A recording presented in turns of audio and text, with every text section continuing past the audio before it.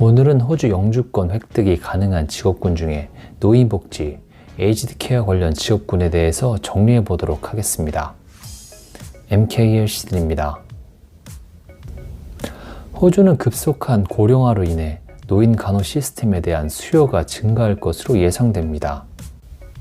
호주 정부는 노인들이 필요한 보살핌과 지원을 받을 수 있도록 노인 케어 인력을 늘리겠다는 확고한 약속을 했는데요. 이에 정부는 에이지드 케어 인더스트리 네이버 어그리먼트를 발표했습니다. 네이버 어그리먼트는 호주 이민 정책의 일환으로 호주 비자를 통해 해외에서 일자리를 찾는 사람들을 지원하기 위한 특별한 협정입니다.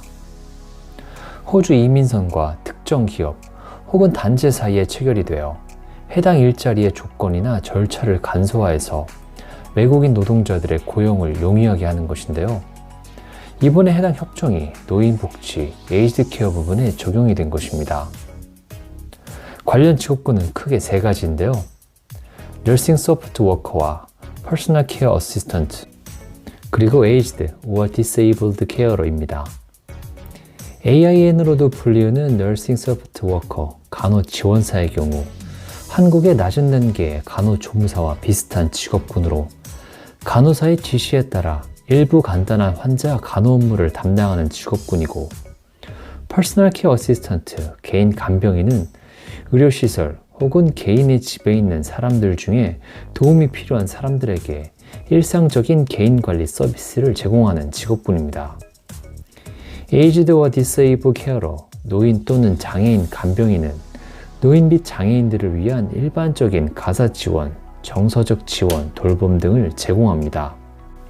너싱 서포트 워커와 퍼스널 케어 어시스턴트의 경우 직업군 규모가 각각 36,200명과 28,900명으로 크지 않아서 구체적 통계 자료가 부족한 상황이기 때문에 이번 영상에서는 에이지드 or 디세이블드 케어러, 노인 또는 장애인 간병인 직업군에 대해서 중점적으로 알아보도록 하겠습니다.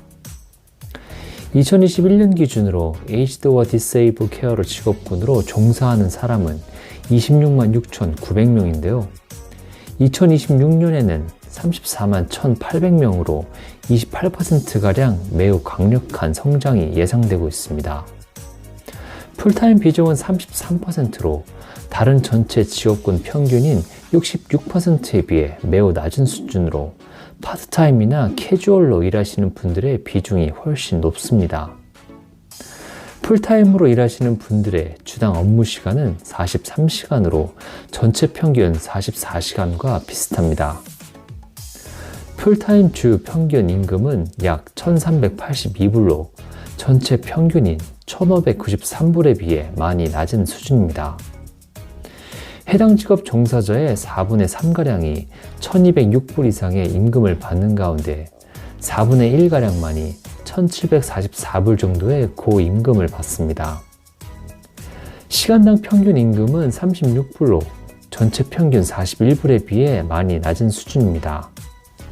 에이지드 or 디세이블드 케어러 종사자들의 연봉을 몇몇 사이트에서 조사를 해봤는데요. sick.com에서는 55,000불에서 70,000불 사이, 탤런트.com에서는 52,874불에서 76,526불, 페이스킬즈에서는 29,000불에서 62,000불 사이였습니다. 아무래도 풀타임 종사자의 비중이 적은 직업군이라 일할 수 있는 시간의 차이가 있어서 각 정보들의 차이는 있긴 하지만 전반적으로 평균보다 낮은 연봉을 받는다는 것을 알 수 있습니다. 종사자들의 평균 연령은 47세로 전체 평균 40세에 비해 많이 높은 수준인데요. 45세에서 54세 종사자들의 비중이 가장 높고 그 이상 나이대의 경우도 평균보다 모두 높은 수치를 보여줌에 따라 전체적으로 종사자의 연령대가 높은 편입니다. 여성 근로자의 비율은 80%로 전체 평균 48%에 비해 많이 높은 수준으로 대부분 여성 종사자들이 일한다는 것을 확인할 수 있습니다.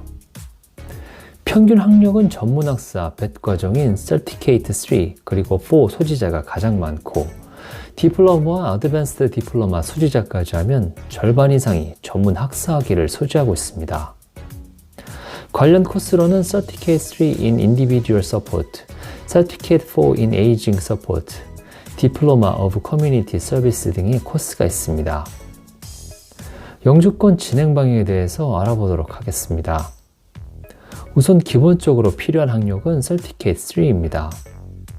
학력이 없는 경우 1년 이상의 풀타임 일경력으로 임시 취업 비자인 TSS까지는 신청이 가능하지만 영주권으로의 전환은 불가능합니다. Certificate 3의 경우 4개월 정도의 짧은 코스부터 1년 정도의 코스까지 다양하고 코스 비용도 약 6,000불에서 10,000불까지 선택의 폭이 넓습니다. 이미 일을 하시고 있으시거나 스폰서가 되어줄 고용주가 있다면 짧은 코스를 하시는 것이 좋지만 새롭게 시작하시는 분들은 1년 정도의 코스를 선택하시는 것이 좋습니다. 우선 짧은 코스를 하시는 경우 학생 비자가 학업 종료 후 한 달 정도만 나오기 때문에 고용주를 구하고 서류 작업을 해서 비자를 신청하는 데까지 시간이 촉박할 수 있기 때문입니다. 또한 일경력이 짧고 공부 중인 학생인 상태에서는 스폰서를 써줄 고용주를 구하는 것에 어려움이 있을 수 있습니다. 1년 정도 코스를 하시게 되면 학업 종료 후 2개월의 추가 기간이 나와 서류 준비에 약간의 여유가 있고 학생 때 일경력을 좀 더 쌓으시면서 스폰서를 찾아보시는 것이 한결 수월할 것입니다.